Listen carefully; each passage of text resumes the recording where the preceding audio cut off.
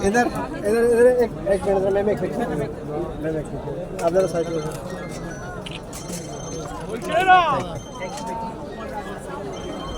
इधर बैठ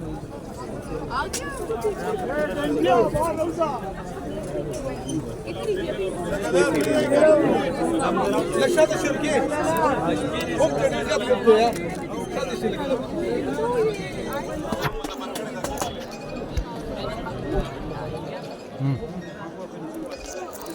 चेहरा हे बदलांचा आले बघी